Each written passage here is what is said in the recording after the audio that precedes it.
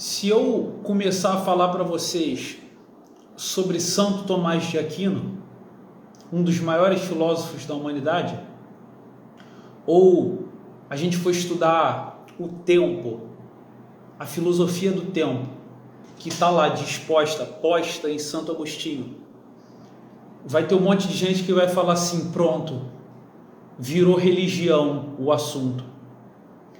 Meus amigos, tá nojento isso, sabe?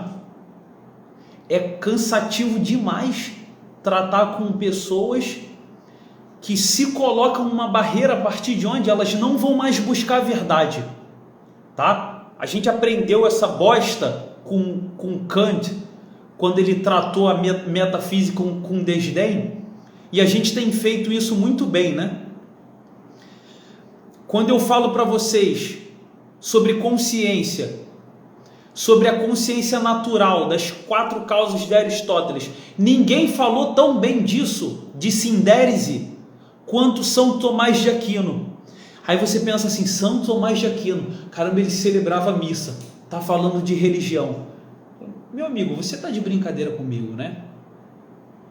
Olha só em diagnosticar isso para vocês, já vai colocar vocês novamente diante do mundo real de maneira diferente e mais eficiente. É cansativo demais conversar com pessoa que tem esse hábito intelectual, sabe? O hábito de um código moral. Eu não vou evocar aqui premissas conceituais para atacar na cabeça de vocês e a partir de uma premissa começar a fazer deduções, silogismos e a gente ir elencando verdades. Eu não vou fazer isso aqui.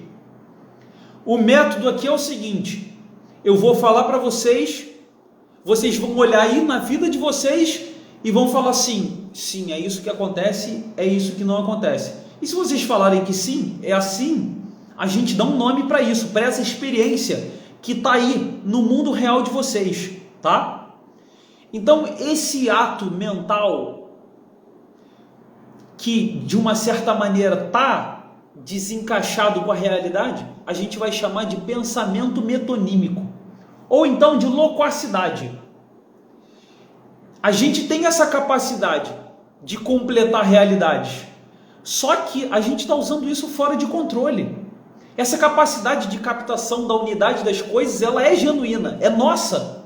E a gente pode usar muito bem se usá-la controladamente. Por exemplo, eu não falei na teoria da Gestalt, da Gestalt que serve para alguma coisa nesse sentido?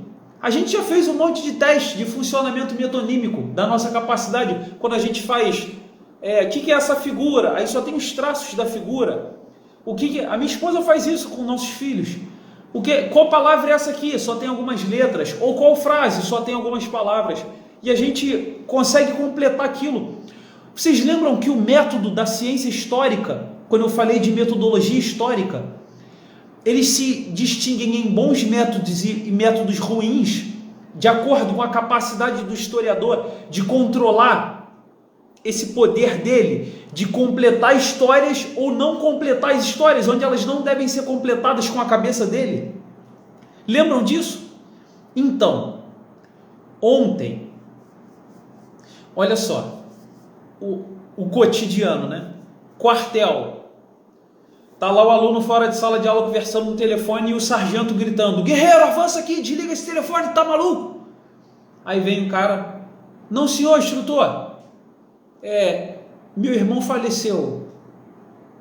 Aí tá lá o instrutor, cara de bobo, né? Podia ter sido evitado isso? Podia ou não podia? O que ele fez naquele momento? Pegou aquele ato ali e gatilhou, botou num livro de código moral, onde aquilo ali está ligado com uma sequência de coisas erradas. E não é assim. Essa distinção que a gente precisa fazer aqui. O que é código moral e o que é um drama moral. E aonde está na nossa realidade cada coisa dessas. Quer ver outra coisa agora? A chuva de perguntas que me fizeram sobre os dizeres do Papa Francisco. A minha resposta foi a mesma para todo mundo. Calma, espera.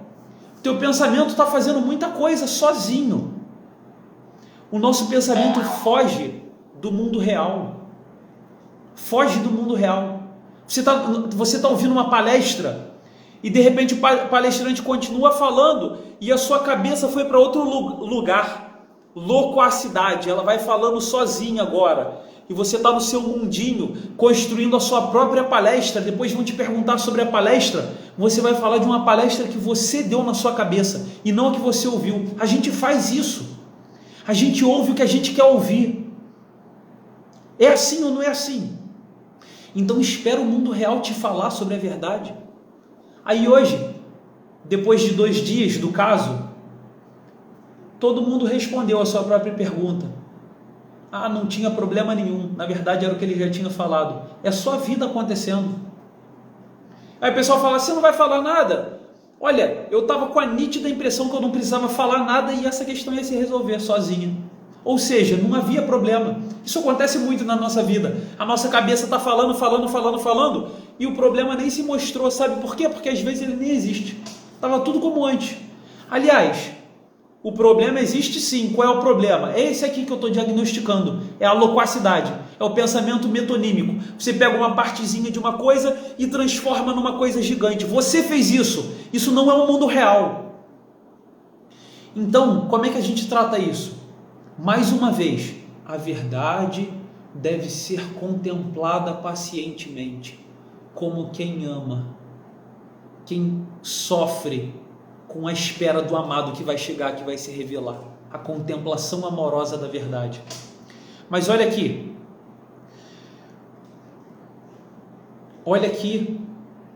principalmente para vocês, psicólogo, coach, que atende pessoa. Você não está diante de um código moral. Aquilo ali que está falando para você, contando uma história, não é um livro que você vai abrir junto com outro livro, seu código moral.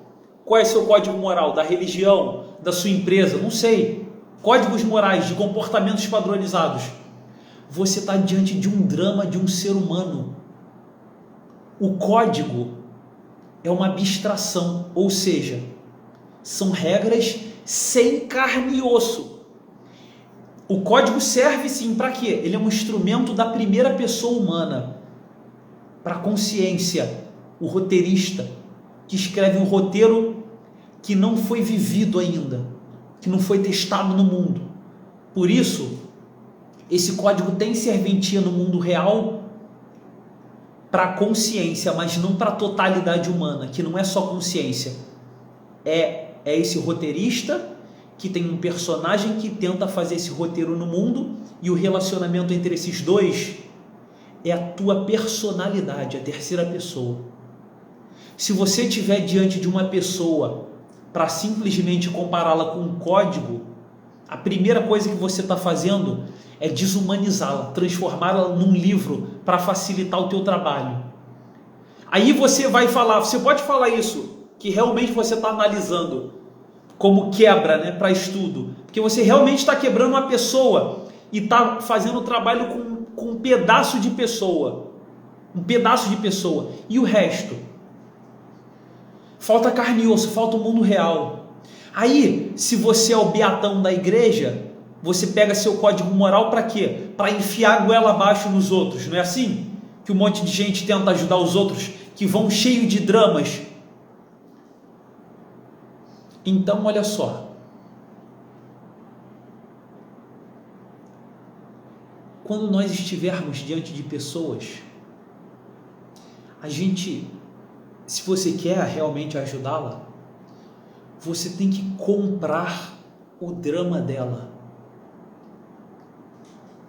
E de uma certa maneira viver esse drama. E nós vamos curar esse drama em nós. E quando isso acontecer de alguma maneira, ela também vai ser curada. Por quê? Porque quando você curar esse drama e contar para ela, a primeira coisa que vai acontecer, aquilo ali, aquele remédio, vai entrar no roteiro dela. entra na consciência dela como uma espécie de objeto de fé. Não existia aquela possibilidade, mas agora existe. Lembra do caminho da verdade?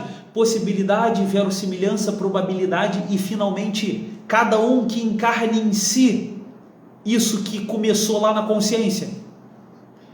Então a gente vai sofrer com os problemas dela. Se você conversa com Deus, você tem religião, você vai falar com Deus sobre o drama dela, como efetivamente um pai que olha seu filho que ainda não tem maturidade. E se ele não tem, né, senão ele não estaria pedindo ajuda para você. Então você toma sobre si o seu problema, o problema dele. E seu filho olha para você resolvendo, e de uma certa maneira ele incorpora isso na consciência dele. E depois, quando ele tentar fazer isso no mundo, isso vai ser a personalidade dele. Isso é formação humana também, da forma, da poder. Agora ele pode fazer porque isso está no roteiro dele. E aí você percebe que existe uma união indissolúvel, né, entre esse pai e filho, o roteirista e o personagem, e o relacionamento deles é a personalidade. E é por isso que quem cura é a personalidade, não é a técnica, é a personalidade que cura. Não é a técnica do psicólogo que cura, é o psicólogo, é a pessoa dele, é ele diante de você, é um ser humano funcionando bem diante de você que vai ensinar para você a sair dali funcionando bem. É a personalidade que é a terceira pessoa que compõe você. A primeira pessoa humana, o roteirista, sua consciência. A segunda pessoa humana é o personagem que vai viver esse roteiro no mundo. A relação entre esses dois, entre sua consciência, né, seu pensamento e sua vida prática, essa relação é a sua personalidade, é a terceira pessoa. Então veja que, de alguma maneira, quem purifica o outro é a terceira pessoa, né? Que ilumina a consciência do outro que está ali na sua frente e que recebe um presente da personalidade como um dom doado por uma espécie de labareda de fogo que ilumina.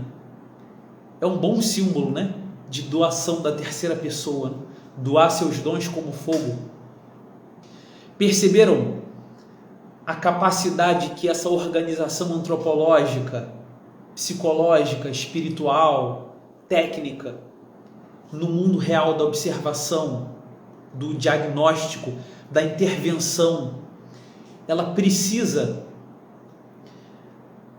dessa capacidade de ser virtuoso, de funcionar bem, de uma observação do ser humano em três pessoas, um ser com uma substância humana, roteirista, personagem e o relacionamento entre eles, que é a personalidade humana.